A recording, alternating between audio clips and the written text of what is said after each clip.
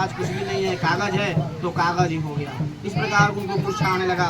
तब उनके दामाद बोले कि सुख किस लिए करते हैं, भगवान डंडी के शरण में चला जाए, वहीं भगवान विष्णु से मनोरथ सिद्ध होगा। भगवान विष्णु को पास जाकर हाथ जोड़कर विनय पूर्वक प्रार्थना करने लगे कि भगवान मैंने आपको सामने झूठ बोला था, सो अपराध को क्षमा कीजिए। फिर भगवान भक्त के पीछे रहते हैं। भगवान कहते हैं मेरी इच्छा से तुमको बार बार दुख प्राप्त हुआ है, तुम मेरी अगर पूजा से विमुख हुए हो।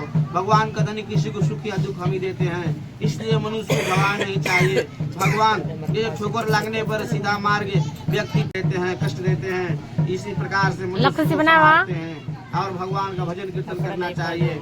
भगवान कहते हैं कि मनुष्य को क्रोध नहीं करना चाहिए। सत्यनारायण भगवान नारायण नहीं, सत्य माने सच्चाई।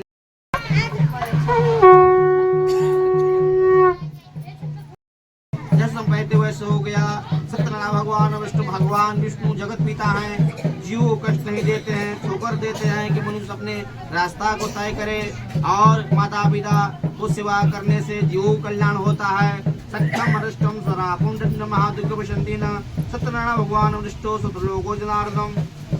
फिर जब अपने ग्राम के निकट महाजन खबर मिला कि मित्र हैं, महाजन के घर में भगवान सत्यनारायण देव कथा चल रहा था। उनके माता बोली कि पुत्री मैं तुम्हारे पिता को दर्शन के लिए जा रही हूँ, व्रत समाप्त कर तुम भी आना। पुत्र ने माता को बात को न मानी, उसने अपने स्वामी को देखने चल दी। नावन की रक्षाबंधन भगवान का नहीं कहीं भी बिजी हैं, पूजा पर बैठे हैं, तो पूजा संपन्न कर उठ करना चाहिए और पूजा संपन्न कर उठ करना चाहिए। बीच में जाना होना चाहिए। भगवान का पूजा समापन कर ही जाना चाहिए, या कहीं भी कथा पर जब बैठे हैं कितना भी बिजी है तो प्रसाद लेकर ही जाना चाहिए। बिना प्रसाद